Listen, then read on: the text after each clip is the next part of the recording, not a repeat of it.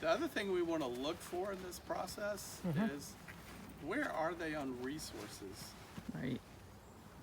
And we'll know what to do. Either they need them or they don't. So move the queen, check the resources.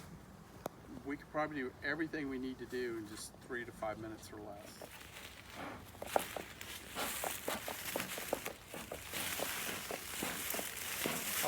Scott's got good technique. You just let it waft over. The wind is kind of going all over the place today. So what I want to do is after we take this inner cover off, let's take this box and just set it in between. Okay. We're not going to look through the top box first. We're just going to take it off and put it right there. We actually got it Where are we going to it? just in the middle because we're going to have to sort out of there too. So before we even open that, so, you know, best guess. So let's just take one of these edge ones out. We'll learn something about resources, and then that'll give us room to look for the queen. And if we are not in a hurry, we're molasses is the speed we want to be going at.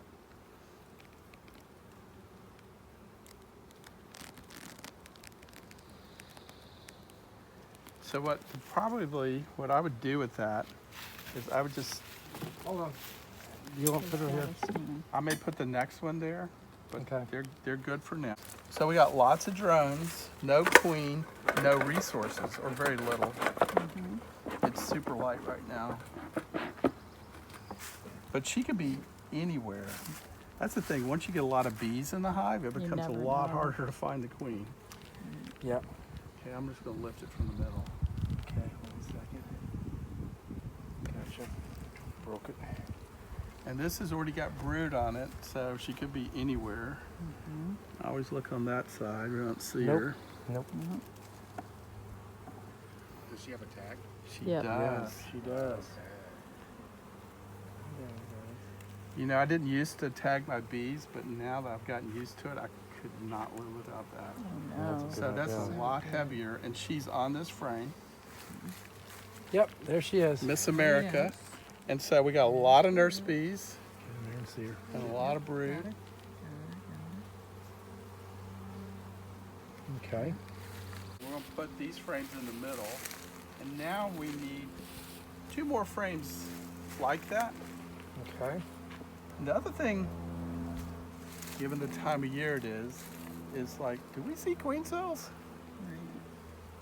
So Right.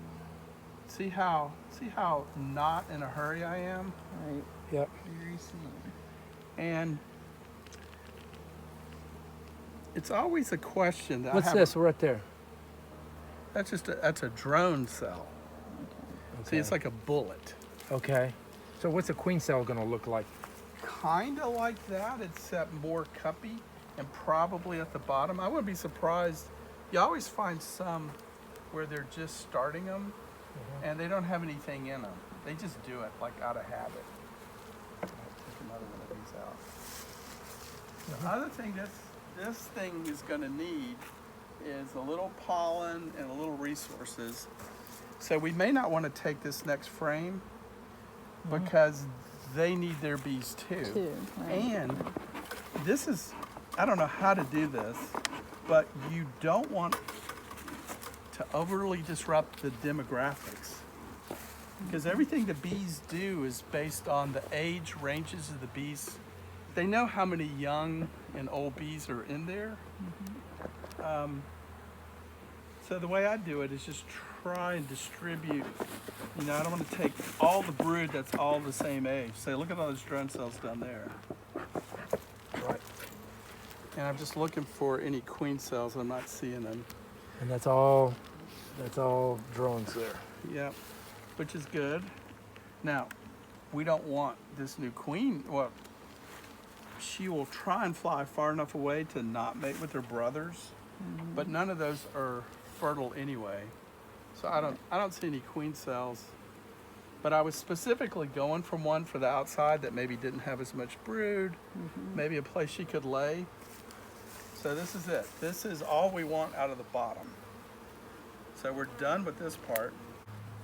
So now we're going to put those two back next to these.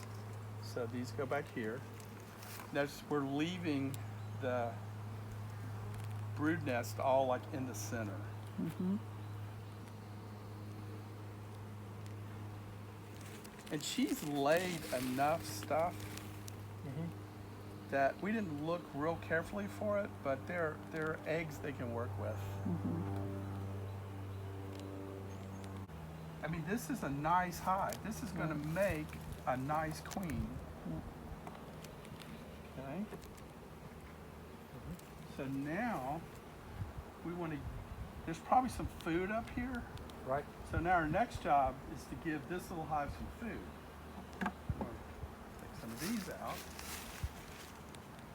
And now we're going to pop open that same deal. We're just going to move a couple to the side just to give us room.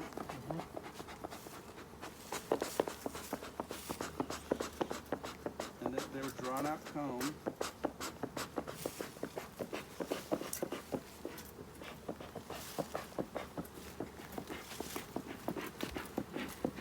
So this has got some weight to it. So it's got a little food. It's not capped. We're going to put this one over here.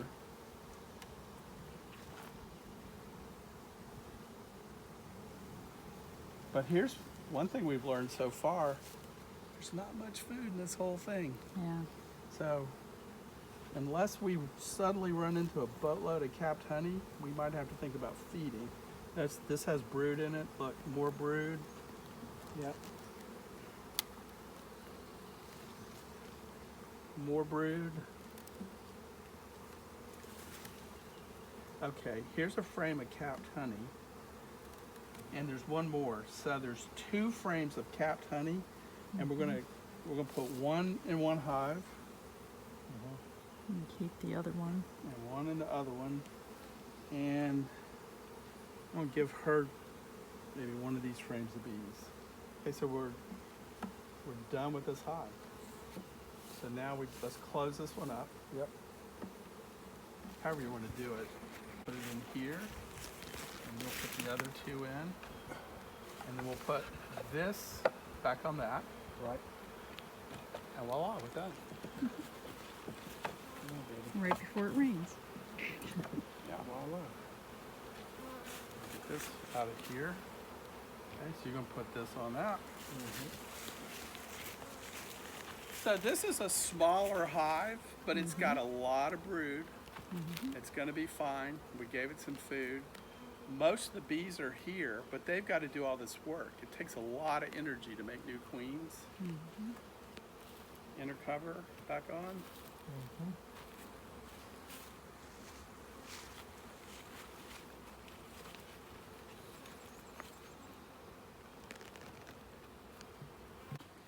So now you have 2 beehives. This one without the queen. So, That queen will hatch in about 12 days, and she will then fly sometime in a few days after that. So roughly March 29th, March 30th, March 31st. We really, really hope it's like mid-70s, low wind, patches of blue sky, Right. warm afternoons. The worst thing, and we have no control over this, is it could be rainy for a week at the end of March and like 45 degrees. Right. And she'll wait, but we really, really would like it to be sunny 70s Yeah. in those last 3 days of March. right. That's it. That's it.